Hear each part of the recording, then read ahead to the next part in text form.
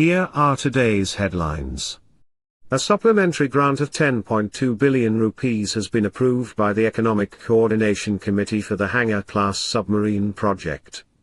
Funded under the Armed Forces Development Package, this critical capital allocation accelerates the deployment of advanced, Chinese-built stealth submarines to fortify regional blue water deterrence. New dedicated working groups have been established with Uzbekistan and Kazakhstan to aggressively step up cross-border law enforcement cooperation. Formulated by Interior Minister Mohsin Naqvi at the SCO summit, the initiative synchronizes joint training and operational coordination to tackle cross-border militancy, human smuggling, and narcotics trafficking. Saudi investors have been officially invited to back the 306-kilometer Sukkur-Hyderabad motorway, known as the M6.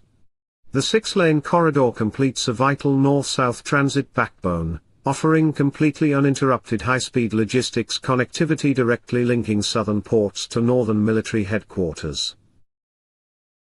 The U.S. State Department has cleared a potential $2 billion foreign military sale to equip Kuwait with advanced counter-unmanned aerial systems. Centered on cutting-edge anti-drone technology, the major arms package upgrades the localized defense capabilities of a key non-NATO ally against emerging airborne threats. Despite the newly signed military technical pact between Moscow and the Taliban, security officials in Islamabad have firmly declared that the agreement will not restrict potential air operations against cross-border militant targets. However, pushing back strongly against Kabul's warnings, Pakistani defense officials explicitly rejected the threat, reinforcing that they retain a non-negotiable right to target hostile sanctuaries. With deep structural ruptures following high-intensity border clashes and airstrikes targeting TTP and ISIS-K bases, Islamabad remains highly committed to neutralizing cross-border security threats independently, completely unhindered by regional diplomatic maneuvers. Following the highly successful validation of the Fatah-5 guided rocket system, which covered a massive 950-kilometer precision envelope during recent testing, Pakistan's Army Rocket Force Command has officially greenlit the design phase for the next-generation Fatah-6. This rapid technological evolution seeks to fundamentally transform the country's conventional artillery units into a strategic deep strike rocket force. Armed with low observable, radar-evasive flight profiles and highly advanced terminal guidance subsystems, the upcoming long-range Fatah-6 variant is structurally engineered to bypass modern air defense architectures. With the aging fleet of American-origin Ahone Cobra attack helicopters steadily approaching structural retirement, Pakistan Army Aviation is actively restructuring its close air support doctrine around advanced Chinese heavy-class alternatives. While the induction of the medium-weight Z-10Mi provided an immediate stopgap, defense analysts point to China's newly emerging Z-21 heavy attack helicopter as the ultimate long-term replacement for the legacy Cobras. Displacing significantly higher payloads and sharing a heavy-duty drivetrain with the robust Z-20 platform, the Z-21 is tailor-made for high-altitude operations. Pakistan's defense production sector is embarking on a massive, long-term infrastructure expansion with the official launch of the ambitious Ammunition City project. Aimed at achieving absolute self-reliance in high-demand ordnance, the strategic master plan outlines the setup of 10 highly automated, next-generation production lines by the year 2030. This state-of-the-art facility will heavily focus on the mass production of precision-guided munitions, large-caliber artillery shells, and advanced drone-compatible micro-munitions to meet modern battlefield realities.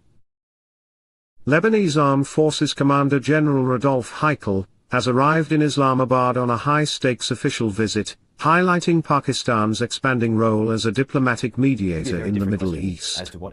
Traveling at the urgent invitation of Chief of Army Staff, Field Marshal Syed Asim Munir, the Lebanese Army Chief's arrival comes amid intense Israeli cross-border military escalation and ongoing, backstage diplomatic maneuvers.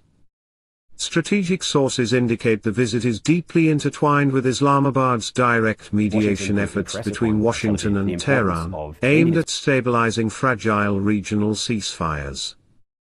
The Russian-engineered Klimov RD-93 turbofan engine continues to serve as the unyielding power backbone of Pakistan's JF-17 Thunder fleet, officially logging thousands of highly demanding flight hours.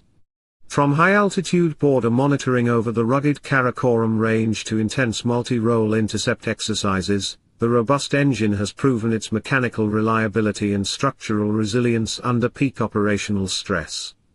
Despite complex regional geopolitics and the introduction of advanced derivatives like the RD-93M/A, for newer block upgrades, Pakistan's spy-satellite network watching India has grown faster than ever over the last 16 months, fundamentally altering South Asia's race-based intelligence landscape.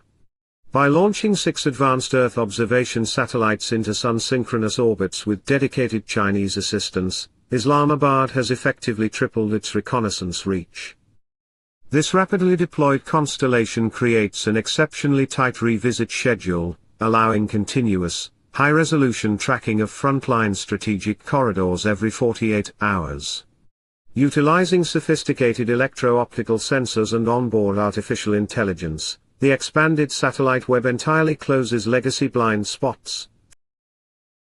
Following protracted diplomatic and military dialogues, Indian and Chinese forces have executed phased troop withdrawals across key friction points in eastern Ladakh.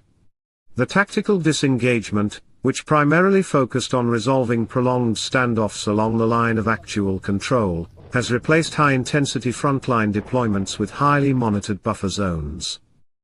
While the mutual pullback lowers the immediate risk of accidental kinetic escalations, defense experts warn that the new operational arrangements establish restrictive no-patrol corridors.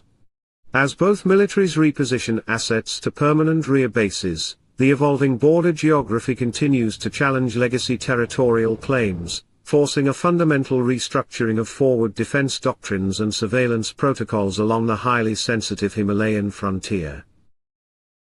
The Economic Coordination Committee has officially sanctioned a supplementary grant of 800 million rupees to aggressively upgrade the maritime interdiction capabilities of the Pakistan Coast Guards. The targeted financial injection is specifically designated for the immediate procurement of high-speed fast patrol boats and the modernization of vital coastal security infrastructure. Faced with rising asymmetric threats across the Arabian Sea, this strategic funding enables the Coast Guards to intensify anti-smuggling crackdowns and intercept illegal trafficking networks more effectively. By deploying these agile, highly maneuverable vessels, the Maritime Agency aims to fortify domestic law enforcement and ensure continuous surveillance over vulnerable littoral boundaries. That's enough for today. Share your thoughts in comments section, and please answer today's question.